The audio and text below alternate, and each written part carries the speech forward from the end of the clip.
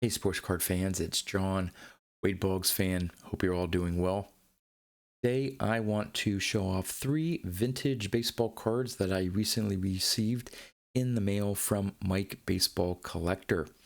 He was doing a contest in which he wanted us to do a video talking about some of our hobby pet peeves. If you didn't get a chance to see my video response, I will put a link to that video at the end of this video.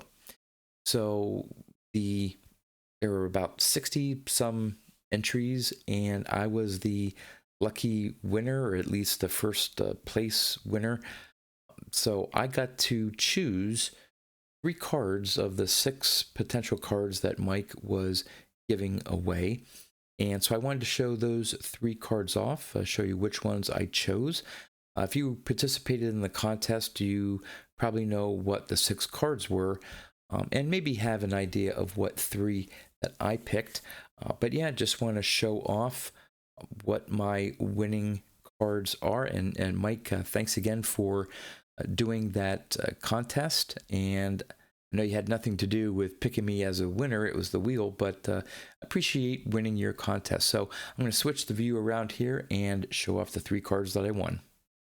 All right, before I show off the cards, Mike included this really nice note here. John, congrats on winning these cards. I know you will love them. I appreciate your friendship, Mike.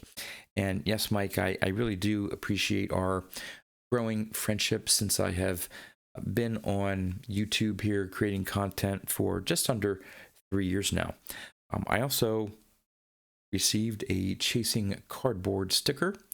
So I need to figure out something to do with some of these little things that I get from fellow YouTubers, other custom baseball cards that a lot of us put together and give out to each other, like say at the National and stuff like that. So I need to put some display together or something like that. But so on to the cards. All right, the first one that I chose was this really nice 1962 Topps Richie Ashburn in a 5.5. This is my first Richie Ashburn vintage card, playing day card, and yeah, it's in really nice shape. I like the centering of it. These wood bordered 62 cards often show a lot of chipping. There's a little bit of chipping in those top 2 corners, but that doesn't really bother me at all. Really overall nicely centered card, nice and sharp. Here's the back of it. Nice back as well. I think the only other 1962 Topps card I have is a Warren Spahn, and I believe that one's in a PSA 5. So yeah, my second 1962 Topps, and it's a Richie Ashburn. All right, the second card that I chose from his group was this really nice 1964 Topps Lou Brock in a PSA 4. Love the centering on this, and I don't know if this is the case for all the cards in 1964, but I really like in this particular case, I know it's done with other cards, that Topps sort of has the player's head or helmet go outside of the picture there and onto the border of the card. It almost looks like Lou Brock is sort of coming at you and out from the card in 3D. I really like that aspect of these 64 Topps cards, and also like the little Cub logo there on his sleeve. Here's the back, really nice back on this card. And I also, with these 64s, this may have been the only year that Topps did this, but they have a little trivia thing where you would take a coin and scratch off the blank area to reveal the answer to the trivia question. Now, I'd like to know in the comments here, for those of you who collect 64 Topps cards, do you prefer the back to be unscratched, meaning just a plain sort of cream box area there, or do you prefer the card to actually be scratched off there, showing the answer to the trivia question?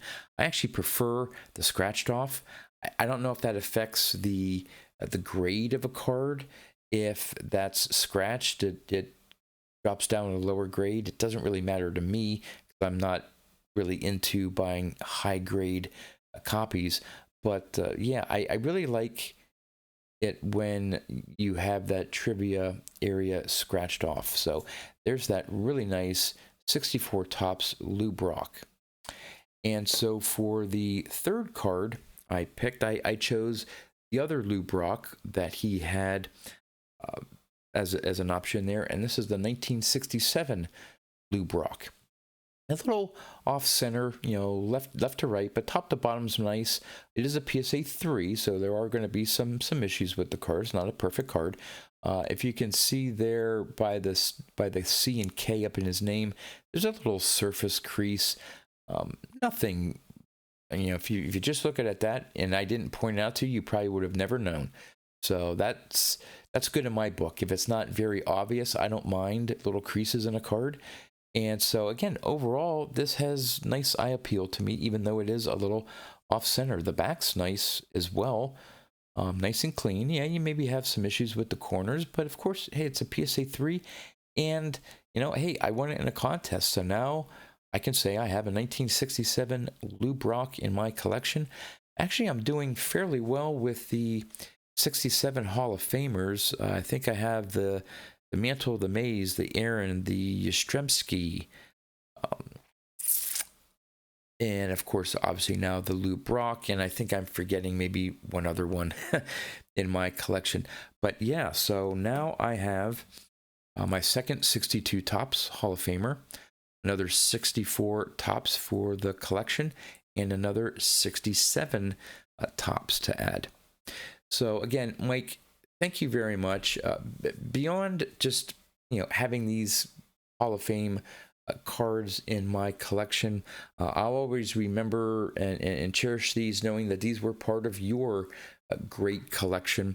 So again, thanks for having that contest. And again, if you haven't seen my contest entry for the pet peeves that I find in the hobby, you can check out that video here.